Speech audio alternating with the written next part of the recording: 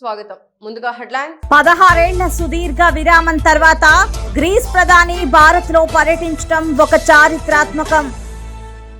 AP రాజకీయాల్లో YS Sharmila దూకుడు. 23,000 ఉద్యోగాలతో mega DSC వేస్తామని చెప్పి ఇప్పుడు 6,000 ఉద్యోగాలతో దగా డిఎస్సి అంటూ తీవ్ర విమర్శలు. విజయవాడలో హీరో వరుణ్ తేజ్ సందడి. తెలంగాణ బీజేపీ అధ్యక్షుడిగా బండి సంజయ్ ను తొలగించడంపై కాంగ్రెస్ నేత జగ్గారెడ్డి కీలక వ్యాఖ్యలు. ఇక డీటెయిల్స్ చూస్తే 16 ఏళ్ల సుదీర్ఘ విరామం తర్వాత గ్రీస్ ప్రధాని భారత్ లో పర్యటించడం ఒక చారిత్రక సందర్భమని, గ్రీస్ ప్రధాని యొక్క ఈ భారత పర్యటన రెండు దేశాల మధ్య వ్యూహాత్మక భాగస్వామ్యాన్ని బలోపేతం చేయడానికి సంకేతమని నరేంద్ర మోడీ పేర్కొన్నారు.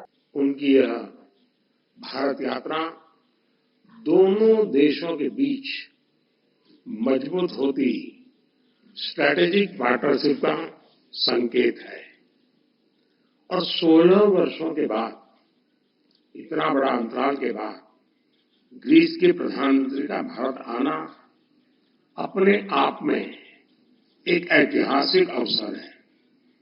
फ्रेंड्स, हमारी आज की चर्चाएं बहुत ही सार्थक और उपयोगी रही. यह प्रसन्नता का विषय है कि हम 2030 तक द्विपक्षीय व्यापार को 2 गुना करने के लक्ष्य की ओर तेजी से अग्रसर है. हमने अपने सहयोग को नई ऊर्जा और दिशा देने के लिए कई नए अवसरों की पहचान की.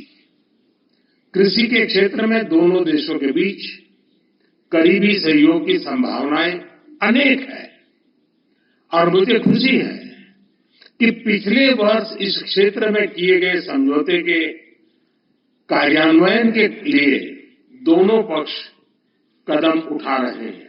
బీజేపీ జాతీయ మహాసభలకు ప్రధాని మోడీ పిలుపునిచ్చారు. ఈసారి 400 దాటింది.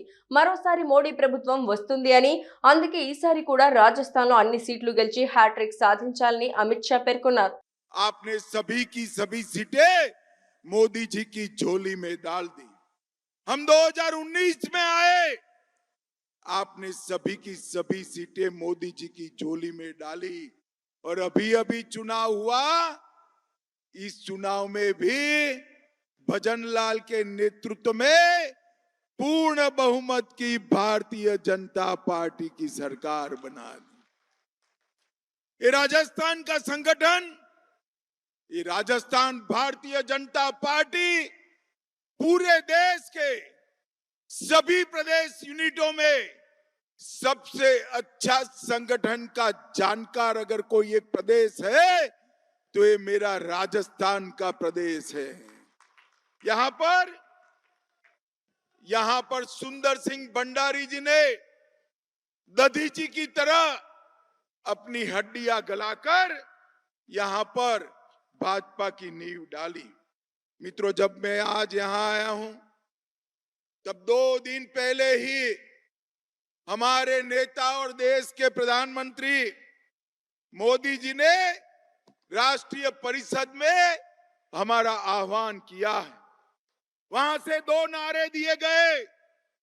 पहला नारा था अब की बार, अरे जोर से बोलो, महाराणा प्रताप की भूमि के कार्यकर्ता हो, अब की बार, फिर एक बार, जोर से बोलिए जरा, फिर एक बार. अब अगर 400 पार करना है और मजबूती के साथ मोदी सरकार बनानी है तो राजस्थान में कहीं भी गलती नहीं होनी चाहिए. फिर से एक बार हैट्रिक लगाकर 25 की 25 सीटें मोदी जी की झोली में डालनी है. జరగబోయేది కులాల మధ్య యుద్ధం కాదు, జరగబోయేది క్లాస్ వార్ అని, పేదవాడు ఒకవైపున, పెత్తందారుడు మరోవైపున, పేదవారు మొత్తం కలిసి ఏకం కావాలి, అప్పుడే పెత్తందారులు ఎదుర్కొంటారని సీఎం జగన్ పేర్కొన్నారు. రేపొద్దున జరగబోయేది కులాల మధ్య యుద్ధం కాదు, రేపొద్దున జరగబోయేది క్లాస్ వార్. పేదవాడు ఒకవైపున, పెత్తందారి మరోవైపున. పేదవాడు మొత్తం ఏకం కావాలి, పేదవాడు మొత్తం ఏకం కావాలి. అప్పుడే ఈ పెత్తందారులను మనం గట్టిగా ఎదుర్కోగలుగుతాం. ఈ రోజు కుప్పంలో నారా భువనేశ్వరి మాటలు వింటే ఇక చంద్రబాబు పని అయిపోయిందని అర్థమవుతోందని, మేము ఇన్ని రోజులు చెప్పిన మాటనే ఈ రోజు భువనేశ్వరి బయట పెట్టారని మంత్రి రోజా అన్నారు. నారా భువనేశ్వరి గారి ప్రసంగం చూస్తే స్పష్టంగా అర్థమైపోతుంది చంద్రబాబు నాయుడు పని అయిపోయిందని. సో మేము ఏదైతే ఎన్ని రోజులు చెప్పుకుంటూ వచ్చామో ఈరోజు తన మనసులో మాట, చంద్రబాబు నాయుడుకి రెస్ట్ తీసుకునే వయసు వచ్చింది, ఇక ఆయన రెస్ట్ తీసుకుంటాడు, కుప్పంలో కంటెస్ట్ చేయాలని నాకు కోరికగా ఉంది అని చెప్పి భువనేశ్వరి గారు తన కోరిక బయట పెట్టడం చూస్తుంటే పాపం చంద్రబాబు నాయుడుకి పని అయిపోయిందన్న సంగతి అర్థమై ఉంటుందని అనుకుంటున్నాను. ఎందుకంటే ఈరోజు కుప్పం ప్రజలకి తాను 3 సార్లు ముఖ్యమంత్రి అయినా మంచినీళ్ళు కూడా ఇవ్వలేని పరిస్థితి. 26వ తేదీ జగన్మోహన్ రెడ్డి గారు వస్తున్నారు. కుప్పం చిరకాల కోరిక అయిన మరి హంద్రీ నివా ద్వారా ఏ విధంగా నీళ్లు ఇవ్వబోతున్నారో కళ్ళారా చూడబోతున్నారు. అంతేకాకుండా అక్కడ ప్రజలు కోరుకున్న విధంగా మున్సిపాలిటీని చేశాం, రెవెన్యూ డివిజన్ని చేశాం. ఈరోజు మీరు చూస్తే ప్రతి కుటుంబానికి సంక్షేమాన్ని అందిస్తూ ఈరోజు ప్రతి ప్రాంతాన్ని కూడా కుప్పంలో అభివృద్ధిని చేస్తుంటే ఇక చంద్రబాబు నాయుడు పని అయిపోయింది, ఇక్కడ ఆయన కూడా గెలిచే పరిస్థితి లేదు అనేది వాళ్ళకి అర్థమైంది. కాబట్టే తెలివిగా మా ఆయన రెస్ట్ తీసుకోవాలి, నేను కంటెస్ట్ చేస్తానని భువనేశ్వరి గారు చెప్పడం చూస్తుంటే అందరూ కూడా నవ్వుకుంటున్నారు. పోనీ ఇప్పటికైనా ఆమెకు అర్థమైందని. సో కుప్పం ప్రజలకే ఏమీ చేయని చంద్రబాబు నాయుడు ఈ రాష్ట్ర ప్రజలకు ఏమీ చేయడన్న సంగతి రాష్ట్ర ప్రజలకు తెలుసు. కాబట్టే కుప్పంతో సహా 2024 175కి 175 జగనన్న కొట్టబోతున్నాడు. ఈ రాష్ట్ర ప్రజలకి మరింత సంక్షేమాన్ని, మరింత అభివృద్ధిని అందించబోతున్నారు. 1951 నుండి బీజేపీ అనేక మైలురాళ్లను చూసిందని, నేడు ప్రపంచంలోని అతిపెద్ద పార్టీగా అవతరిస్తున్నందుకు గర్వంగా ఉంది. MISA వంటి చట్టాల కారణంగా మన ప్రజలను నెలల తరబడి జైల్లో గడిపిన సందర్భాల్ని మనం అనుభవించాం. అప్పుడు కూడా భారత్ మాతాకి జై అంటూ నినాదాలు చేస్తూ పట్టుదలతో ఉన్నారు అని జేపీ నడ్డా అన్నారు. आज 2024 तक हमने बहुत मुकाम देखे,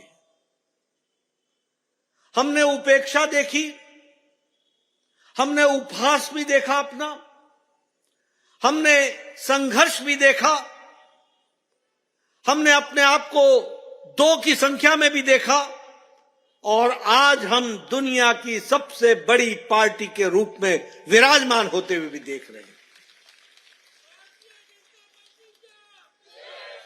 मित्रों, ये हम सब के लिए बहुत ही गौरव का विषय है, सौभाग्य का विषय है. 4-4, 5-5 पीढ़ियां खप गई. लोगों ने अपनी जमानत बचाने का प्रयास करने में ही खुशी मनाई. हारना तो तय देखा, लेकिन जमानत बन जाए तो उसमें भी हम खुश हो जाया करते थे. हमने वो समय भी देखा जब लोगों ने अपनी जमीनों को बेचकर जनसंघ के दिए को दीप जलाया और उसको आगे बढ़ाया. हमने वो दिन भी देखा जब 1,25,000 से ज्यादा लोग maintenance of internal security act Misa के तहत और DIR के तहत 22 महीने जेल में रहकर परिवारों से अलग होकर, और परिवारों को देखने वाला कोई नहीं था, ऐसी अवस्था में भी भारत माता की जय कह करके वह सत्याग्रह के लिए निकल पड़े.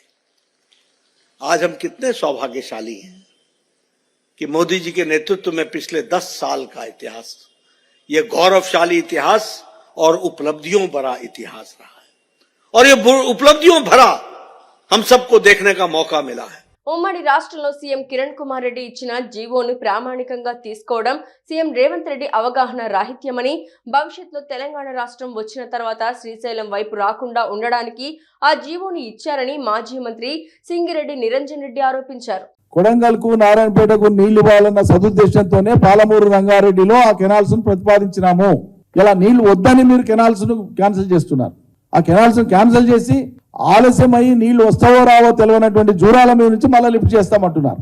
అసలు ఆనాడు కిరణ్ కుమార్ రెడ్డి గారు దిగిపోతూ ఇచ్చినటువంటి జీవోనే పాలమూరు రంగారెడ్డి కోసం ఆనాడు ఇచ్చినటువంటి జీవో. మేము ఆనాడే చెప్పినాం, ఇదో దగా, ఇదొక మోసం. ఉమ్మడి రాష్ట్రంలో పోతూ పోతూ మనకు వెలితి మిగిల్చడానికి దురుద్దేశపూర్వకంగా ఇచ్చిన జీవో ఇది ఒక పంచాయతీ కోసం. అంటే భవిష్యత్తులో రాష్ట్రం అయినాక కూడా వీళ్ళు శ్రీశైలం దిక్కు రాకుండా ఉండడం కోసం ముందస్తుగానే ఆనాటి ఆంధ్రప్రదేశ్ ప్రభుత్వం పాలమూరు రంగారెడ్డిని జూరాలకు వెళ్ళి స్టార్ట్ చేయాలనేటువంటిది జీవో ఇచ్చినారు. అంటే నీళ్లు తక్కువ ఉండేటువంటి చోట పాలమూరు రంగారెడ్డి ప్రాజెక్టును టేకప్ చేస్తే కింద ఉండేటువంటి రాష్ట్రం ఏర్పడినా సరే, రెండు రాష్ట్రాలైనా సరే, కింద ఉన్నటువంటి దిగువన ఉండేటువంటి ప్రాంతాలకు నీటికి ఇబ్బంది ఉండదు.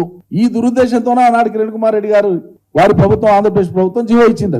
ఇప్పుడు ఆ జీవోను ప్రామాణికంగా తీసుకొని తెలంగాణ వచ్చిన 10 ఏళ్ల తర్వాత ఈ రోజు మీరు అక్కడ జూరాల మీద నుంచి మేము కెనాల్ లిఫ్ట్ చేసి నీళ్లు ఇస్తామంటే అది కూడా 1,00,000 ఎకరాలకు నీళ్లు. మనం తలపెట్టినటువంటి కెనాల్ ద్వారా 1,50,000 ఎకరాలకు వస్తాయి నీళ్లు. కొడంగల్కి వచ్చే, నారాయణపేటకు వచ్చే సర్వం సిద్ధంగా ఉంది. సిస్టమ్లన్నీ సిద్ధంగా ఉన్నాయి. నార్లాపూర్ కంప్లీట్ అయింది, ఏదుల కంప్లీట్ అయింది, ఒట్టెం కంప్లీట్ అయింది, కర్వేణ కంప్లీట్ అయింది, ఉద్దమాపూర్ దగ్గర పడ్డది.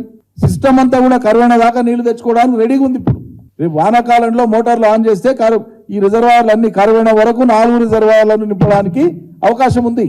ఆల్రెడీ నార్లాపూర్ రిజర్వాయర్ మేము ఇంపౌండింగ్ స్టార్ట్ చేసినాం. కాబట్టి అన్ని రిజర్వాయర్లను నింపుకోవడం మూలంగా మరో గొప్ప ప్రయోజనం ఏముంటది? ఈ రిజర్వాయర్లు అన్ని కలిపితే నార్లాపూర్, ఏదుల, ఒట్టెము, కర్వేణ, ఉద్దండాపూర్ అన్ని కలిపితే 50 పైగా టీఎంసీల నీటి సామర్థ్యము నిల్వ ఉంటది ఈ రిజర్వాయర్లన్నీ నింపుకుంటే. అంటే కాలువల ద్వారా వాడంగా నీళ్లు రైతులు వాడుకోగా సంవత్సరం పొడవులా ఆ రిజర్వాయర్లలో మనం నీళ్లను అట్లే నిల్వ ఉంచుకోవచ్చు. 50 టీఎంసీల పైచిలకు నీళ్లను నిల్వ ఉంచుకుంటే పాలమూరు జిల్లాలో ఉపరితల సముద్రమే కదా పాలమూరు జిల్లా అంతా కూడా, ఎంత భూగర్భ జలం పెరుగుతుంది ఆ ఒత్తిడికి. 50 టీఎంసీల నీటి ఒత్తిడికి భూగర్భ జలం ఎంత అమోఘంగా పెరుగుతుంది. ఏపీ రాజకీయాల్లో వైఎస్ షర్మిలారెడ్డి దూకుడు పెంచారు. ఏపీసీసీ చీఫ్ గా బాధ్యతలు చేపట్టాక తన సోదరుడు సీఎం వైఎస్ జగన్మోహన్ రెడ్డిని టార్గెట్ చేసుకుని తీవ్ర విమర్శలు గుప్పించారు. సమయం దొరికినప్పుడల్లా వైసీపీ ప్రభుత్వంపై విరుచుకుపడుతున్నారు. తాజాగా డిఎస్సీ విషయంలోనూ జగన్ ను తప్పుపడుతున్నారు షర్మిల. 23,000 ఉద్యోగాలతో మెగా డిఎస్సీ వేస్తామని చెప్పి ఇప్పుడు 6,000 ఉద్యోగాలతో దగా డిఎస్సీ వేస్తారా అని విమర్శించారు. మరి 5 సంవత్సరాలు అయింది మీరు అధికారం లేకొచ్చు, ఏమైంది మెగా డిఎస్సీ? చంద్రబాబు గారు ఇవ్వలేదు అని హేళన చేశారు, ఎద్దేవా చేశారు, మీకు సిగ్గుందా అని మాట్లాడారు. చంద్రబాబు గారిని ఆ రోజు మీరు ఎన్ని మాటలు అన్నారో ఆ మాటలన్నీ మీకు ఈ రోజు వర్తించవా? చంద్రబాబు గారు జాబ్ రావాలి అంటే బాబు పోవాలి అన్న స్లోగన్ మీది కాదా? ఎన్ని మీటింగ్లలో మాట్లాడారు? మాట్లాడిన వాళ్ళు ఆ రోజు మీరు చెప్పిన మాట దేవుని దయ ఉంటే మేము అధికారం లేకొచ్చినాక మెగా డిఎస్సీ ఇస్తామన్నారు. మరి దేవుని దయ ఉన్నింది, మీరు ముఖ్యమంత్రి అయ్యారు. కానీ మీ దయ మాత్రం నిరుద్యోగుల మీద లేకపోయింది. ఇది అన్యాయం కాదా? మీరు ముఖ్యమంత్రి అయ్యారు, మీకు ఒక పదవి వచ్చింది, మీకు ఒక ఉద్యోగం వచ్చింది, మీ వాళ్ళకందరికీ ఉద్యోగాలు వచ్చాయి, మీ వాళ్ళకందరికీ మంత్రి పదవులు వచ్చాయి. కానీ ఈ రోజు చదువుకున్న బిడ్డలకు మాత్రం, డిగ్రీలు పీజీలు చదువుకున్న బిడ్డలకు మాత్రం ఉద్యోగాలు లేవు. వాళ్ళకు అవసరం లేదా? వాళ్ళు పనులు చేసుకోవాల్సిన పని లేదా? వాళ్ళు బతకాల్సిన పని లేదా? వాళ్ళు పుట్టింది ఆత్మహత్యలు చేసుకోవడానికేనా? ఆంధ్ర రాష్ట్రంలో పుట్టిన పాపానికి మీరు ఒక్క రోజైనా స్పెషల్ స్టేటస్ కోసం పోరాడారా నిజాయితీతో? ముఖ్యమంత్రి అయిన తర్వాత స్పెషల్ స్టేటస్ రాలేదు, పెద్ద పరిశ్రమలు రాలేదు, ఉద్యోగాలు రాలేదు. కనీసము ఈ అవైలబుల్ గా ఉన్న ప్రభుత్వ శాఖల్లో ఖాళీగా 2,30,000 ఉద్యోగాలు ఉన్నాయని మీరే ఒప్పుకున్నారు. మరి ఒప్పుకున్నాక కనీసం ఆ మేరకైనా మీరు భర్తీ చేయాల్సిన అవసరం లేదా? ఇన్ని సంవత్సరాలు, 5 సంవత్సరాల క్రితం చెప్పిన మాట 2,30,000 ఉద్యోగాలు ఖాళీగా ఉన్నాయి అని. మరి ఈ 5 సంవత్సరాలలో ఎందుకు భర్తీ చేయలేదు? ఈ 5 సంవత్సరాలు ఏం చేశారు? గుడ్డి గుర్రాలకు పళ్ళు తోమారా? ఏం చేశారు? కుంభకర్ణులా నిద్రపోయారా? ఈ రోజు ఎలక్షన్లు వచ్చాయి కాబట్టి కేవలం ఆ ఎలక్షన్ల కోసమని కుంభకర్ణుడు నిద్ర లేసినట్టు ఇప్పుడు మీరు నిద్ర లేసి హడావిడిగా 6,000తో డిఎస్సీ, ఒక దగా డిఎస్సీ. అసలు 23,000 ఉద్యోగాలు ఖాళీగా ఉన్నాయి అన్నారు మీరు. 23,000 ఉద్యోగాలు మీరు ముఖ్యమంత్రి అయ్యే నాటికి ఖాళీగా ఉంటే ఈ రోజు ఆ ఉద్యోగాలు కొత్త ఖాళీలతో పాటు, రిటైర్మెంట్ తో పాటు, అవసరాలతో పాటు పెరిగి కనీసం 30,000 ఉద్యోగాలు భర్తీ చేయాలి. 30,000 ఉద్యోగాలతో ఎంత ఘనంగా ఒక మెగా డిఎస్సీ వేసుండొచ్చు మీరు. కానీ ఒక మెగా డిఎస్సీ వేయకపోగా మీరు మాట ఇచ్చి కూడా మాట తప్పుతూ మెగా డిఎస్సీ కాదు అని ఒక దగా డిఎస్సీ 6,000 ఉద్యోగాలతో ఇచ్చారు. మరి మిమ్మల్ని ఏమనుకోవాలి? ఇది దగా చేయడం కాదా? మీరు దగా ముఖ్యమంత్రి కాదా? అది కూడా ఎలా వేశారు? ఇన్ని సంవత్సరాలు నిద్రపోతూ, ఇన్ని సంవత్సరాలు కుంభకర్ణుల్లా నిద్రపోతూ, ఇన్ని సంవత్సరాలు గుడ్డి గుర్రాలకు పళ్ళు దొమ్ముతూ, ఈ రోజు ఇప్పుడు ఎలక్షన్లు వచ్చాయి కాబట్టి హడావిడిగా ఇప్పుడు 6,000 ఉద్యోగాలకు నోటిఫికేషన్లు ఇచ్చారు. కేవలం 30 రోజులే ఉంది. నిన్న ఒక బిడ్డతో మాట్లాడాం. డిఎస్సి ఉంది కదా మరి ఎట్లా ప్రిపేర్ అవుతున్నారు అని. ఆ అబ్బాయి చెప్పిన మాట, అక్క డిఎస్సికి మేము కనీసం 150 పుస్తకాలు చదవాలి, మాకు గడువు ఉన్నది ఈ రోజు నుంచి 26 రోజులు మాత్రమే. అంటే ప్రతిరోజు ఒక 5-6 పుస్తకాలన్నా చదవాలి. ఉట్టి చదవడం కాదు, టైం పాస్ కు చదవడం కాదు, చదివి అవి బుర్రకు ఎక్కించుకోవాలి, మగప్ చేయాల్సి ఉంటది. ఇవన్నీ ఎట్లా చేస్తాం మేము, మా మీద ఎంత మానసిక ఒత్తిడి ఉంటుంది అన్నారు.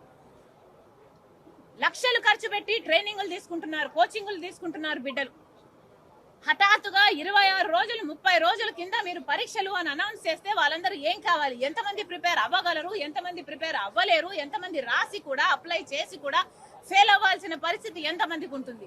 కనీసం ఆ మాత్రం ఇంగితమైనా మీకు ఉండక్కర్లేదా? జగన్మోహన్ రెడ్డి గారు ముఖ్యమంత్రి అయ్యే రోజున జగన్మోహన్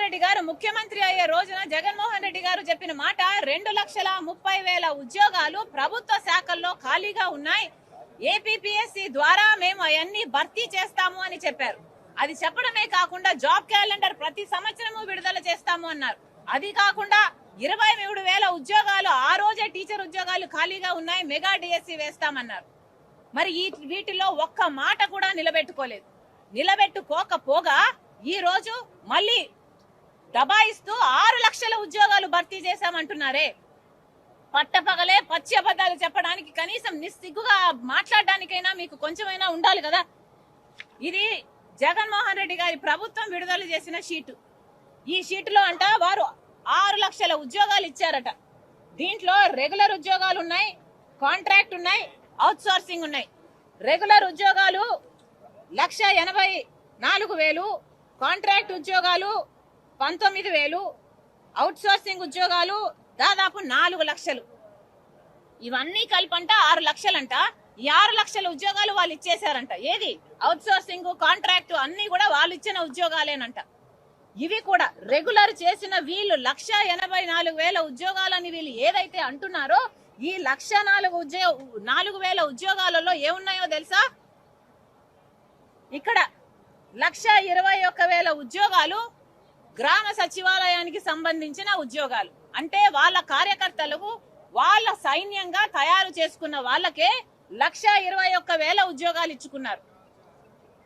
ముందు చెప్పిన మాట 2,30,000 ఉద్యోగాలు ప్రభుత్వ శాఖల్లో ఖాళీగా ఉన్నాయి, అవన్నీ భర్తీ చేస్తామని చెప్పిన వాళ్ళు, ప్రభుత్వ శాఖల్లో ఏపీపీఎస్సీ ద్వారా భర్తీ చేస్తామన్న వాళ్ళు అవేవి చేయకుండా 1,21,000 ఉద్యోగాలను, గ్రామ సచివాలయానికి సంబంధించిన ఉద్యోగాలను భర్తీ చేసి మేము ఉద్యోగాలు ఇచ్చామని చెప్పుకుంటున్నారు. అంతేకాదు దీంట్లో ఉన్నది ఇంకొక 51,000 ఉద్యోగాలు ఆర్టీసీని విలీనం చేసుకుంటే వాళ్ళకు పర్మనెంట్ అయిన ఉద్యోగాలు. అవి ఆ రోజు 2,30,000 ఉద్యోగాలు ఖాళీలలో ఇవేవీ లేవు. అంటే 2,30,000 ఉద్యోగాలు ఆ రోజు ఏవైతే ఖాళీగా ఉన్నాయో ప్రభుత్వ శాఖల్లో ఈ రోజు కూడా ఖాళీగానే ఉన్నాయి. ఏపీపీఎస్సీ ద్వారా వీళ్ళు భర్తీ చేసింది ఏమీ లేదు. తీరా అన్ని లెక్కలు చూస్తే 2,30,000 ఉద్యోగాలు వీళ్ళు భర్తీ చేయాల్సి ఉండగా ప్రభుత్వ శాఖల్లో వీళ్ళు చేసింది ఎంతరా అంటే 2,557 ఉద్యోగాలు మాత్రమే. సిగ్గుండాలి కదా. 2,30,000 ఉద్యోగాలు ఏపీపీఎస్సీ ద్వారా మీరు ప్రభుత్వ శాఖల్లో భర్తీ చేస్తామని చెప్పి మీ సైన్యాన్ని తయారు చేసుకోవడానికి 1,20,000 ఉద్యోగాలు, ఆర్టీసీని విలీనం చేసుకొని 51,000 ఉద్యోగాలు, అలా తీసుకున్న 1,85,000 ఉద్యోగాలు మీరు భర్తీ చేస్తే అవి కాదు అనుకుంటూ అవుట్ సోర్సింగ్, కాంట్రాక్ట్ అన్ని కలుపుకొని మీరు 6 లక్షల ఉద్యోగాలు ఇచ్చుకుంటున్నామని డబ్బా కొట్టుకోవడానికి కొంచెమన్నా సిగ్గుండాలి కదా అని అడుగుతున్నాం. ఇవాళ కొడంగల్ కి 5,000 కోట్ల రూపాయలు మంజూరు చేశారని, రాబోయే పార్లమెంట్ ఎన్నికల్లో కొడంగల్ నియోజకవర్గం నుండి 50,000 మెజారిటీ ఇస్తే మళ్లీ 5,000 కోట్లు మంజూరు చేస్తానని సీఎం రేవంత్ రెడ్డి పేర్కొన్నారు. ఒక్క మాట నేను ఇవ్వదలుచుకున్నా. ఈ రోజు నారాయణపేట కొడంగల్ ఎత్తిపోతల పథకం కావచ్చు, మెడికల్ కాలేజ్ కావచ్చు, పారామెడికల్ కాలేజ్ కావచ్చు, నర్సింగ్ కాలేజ్ కావచ్చు, ఇంజనీరింగ్ కాలేజ్ కావచ్చు, మహిళా డిగ్రీ కాలేజ్ కావచ్చు, దౌలతాబాద్ బొమ్మరాజ్పేటలో జూనియర్ కాలేజీలు కావచ్చు, అదే విధంగా కొడంగల్లో వెంకటేశ్వర స్వామి మందిరం అభివృద్ధి కోసం 16.5 కోట్ల రూపాయలు మంజూరు చేయించినాం.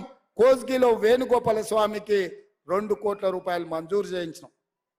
మద్దూరులో రెసిడెన్షియల్ కాలేజ్, మద్దూరు అభివృద్ధి కోసం ఇవాళ నిధులు మంజూరు చేయించినాం. దౌలతాబాద్ లో బీసీ రెసిడెన్షియల్ కాలేజ్ కి మంజూరు చేయించినాం, జూనియర్ కాలేజ్ మంజూరు చేయించినాం. మిత్రులారా, ఇవన్నీ మీరు ఆశీర్వదించడం వల్ల, మీరు అండగా నిలబడడం వల్ల ఇవాళ 5,000 కోట్ల రూపాయలతో అభివృద్ధి పనులు మొదలైనవి. కృష్ణానది జలాలను ఇవాళ కొడంగల్లు ప్రతి రైతుకు అందించడానికి మా ప్రభుత్వం చర్యలు చేపట్టింది. ఇదంతా ఎందుకు జరిగిందంటే మీరు అండగా నిలబడ్డారు కాబట్టి, మీరు కాంగ్రెస్ పార్టీని గెలిపించారు కాబట్టి ఇవాళ ఈ అభివృద్ధి కార్యక్రమాలు చేపట్టినాం. అందుకే ఇవాళ 5,000 కోట్లతో వచ్చిన రాబోయే పార్లమెంట్ ఎన్నికల్లో కొడంగల్ శాసనసభ నియోజకవర్గం నుంచి 50,000 ఓట్ల మెజార్టీ ఇవ్వండి. మళ్ళీ 5,000 కోట్ల రూపాయలు తెచ్చే బాధ్యత కాంగ్రెస్ పార్టీ తీసుకుంటుంది. వేదిక మీద ఉన్న పెద్దలు తీసుకుంటారు, మిత్రుడు వంశీచంద్ర రెడ్డి తీసుకుంటాడు. ఇవాళ వికారాబాద్ కృష్ణా రైల్వే లైన్ రావాలన్నా, కోస్గిలో సిమెంట్ ఫ్యాక్టరీ రావాలన్నా, పెద్ద ఎత్తున పరిశ్రమలు మన నియోజకవర్గానికి రావాలన్నా, ఇవాళ వేలాది మంది నిరుద్యోగ యువకులకు ఉద్యోగ ఉపాధి అవకాశాలు కొడంగల్లో కల్పించాలి అని అంటే రాబోయే పార్లమెంటు ఎన్నికల్లో 50,000 మెజార్టీ తగ్గొద్దు, ఆ పైన పెంచిస్తే మీ దయ మీ అండ ఉండాలి అని చెప్పి ఈ వేదిక మీద నుంచి నేను కోరుకుంటున్నా.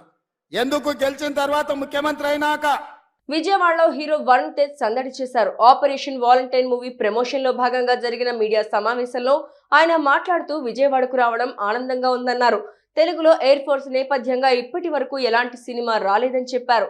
ఆపరేషన్ వాలంటైన్ ఆ లోటు తీరుస్తుందని స్పష్టం చేశారు. ఇది దేశభక్తి నేపథ్యంలో కొనసాగుతుందని పేర్కొన్నారు. చాలా ఆనందంగా ఉంది. మళ్ళీ చాలా రోజులు వచ్చిన ఇందాక వస్తున్నప్పుడు లాస్ట్ ఫిదా సినిమాకి వచ్చామని చెప్పారు.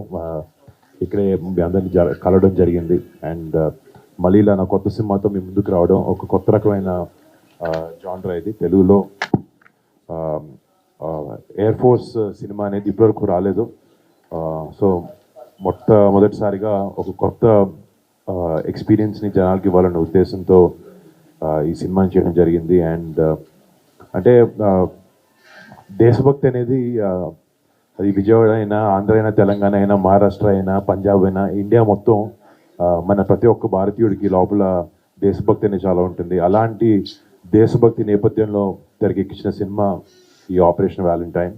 అండ్ 2019 ఫిబ్రవరి 2019లో ఈ విషయం చాలామందికి తెలుసు. పుల్వామా డిస్ట్రిక్ట్లో పుల్వామా అటాక్ అని ఒకటి అయింది. అది ఒక మిలిటెంట్ ఆర్గనైజేషన్, ఒక సిఆర్పిఎఫ్ సోల్జర్స్ కాన్వేని ఢీకొని ఒక 40 మంది సిఆర్ సోల్జర్స్ మరణించారు. దానికి రిటాలియేషన్గా మన Indian defences, Indian air force వాళ్ళ టెర్రరిస్ట్ ఆర్గనైజేషన్ వాళ్ళ క్యాంప్స్ని డిటెక్ట్ చేసి ఎవ్వరికి తెలియకుండా చాలా చాలా సీక్రెటివ్గా తెలంగాణ బీజేపీ అధ్యక్షుడిగా బండి సంజయ్ను తొలగించడంపై కాంగ్రెస్ నేత జగ్గారెడ్డి కీలక వ్యాఖ్యలు చేశారు. గాంధీ భవన్ లో ఆయన మాట్లాడుతూ కాంగ్రెస్ అధికారంలోకి రావడం బీజేపీకి ఇష్టం లేదన్నారు. అసెంబ్లీ ఎన్నికల్లో కేసీఆర్ కు నష్టం రాకూడదని బీజేపీ బండి సంజయ్ ని తొలగించిందన్నారు. కేసీఆర్ ప్యాకేజీతోనే బండి సంజయ్ బీజేపీ అధ్యక్ష పదవి నుండి దిగిపోయారని, ఆ పోస్ట్ కిషన్ రెడ్డి దక్కించుకున్నారని ఆయన అన్నారు. బీజేపీ ప్రెసిడెంట్ అయ్యిండు. ఇది కాంగ్రెస్ పార్టీ విమర్శ కాదు, ఇది బీజేపీ కార్యకర్తలు అంటున్న మాట. కేసీఆర్ ప్యాకేజీలో బండి సంజయ్య దిగిపోయిండు, కిషన్ రెడ్డి గారు ప్రెసిడెంట్ అయ్యిండు. అమిత్ షా ఏ చిట్టి రాసి పంపిస్తాడో అదే కిషన్ రెడ్డి గారు మాట్లాడతారు. ఇక్కడ బీజేపీ కార్యకర్తలు, నాయకులు అందరూ కూడా పరిచయం అయిపోయారు. ఇది పరిస్థితి. దీనికి జవాబు కిషన్ రెడ్డి, ఫస్ట్ చెప్పు, మీ కార్యకర్తలే మీ మీ మీ వ్యవహారాన్ని బయట మాట్లాడారు, దీనికి జవాబు చెప్పు. అప్పుడు అరే నిజంగా కిషన్ రెడ్డి అప్పుడు మేము మా ఇన్ఛార్జీల గురించి మేము అప్పుడు ప్రశ్నించును, మేము జవాబు చెప్తాం. వార్తలు ముగించే ముందు హెడ్లైన్స్ మరోసారి. 16 ఏళ్ల సుదీర్ఘ విరామం తర్వాత గ్రీస్ ప్రధాని భారత్ లో పర్యటించడం ఒక చారిత్రాత్మకం. ఏపీ రాజకీయాల్లో వైఎస్ షర్మిల దూకుడు. 23,000 ఉద్యోగాలతో మెగా డిఎస్సి వేస్తామని చెప్పి ఇప్పుడు 6,000 ఉద్యోగాలతో దగా డిఎస్సి అంటూ తీవ్ర విమర్శలు. విజయవాడలో హీరో వరుణ్ తేజ్ సందడి. తెలంగాణ బీజేపీ అధ్యక్షుడిగా బండి సంజయ్ ను తొలగించడంపై కాంగ్రెస్ నేత జగ్గారెడ్డి కీలక వ్యాఖ్యలు. న్యూ టీవీ న్యూస్ ఇంతటితో సమాప్తం. తిరిగి రేపటి బులెటిన్లో మళ్ళీ కలుసుకుందాం. అంతవరకు సెలవు. నమస్కారం.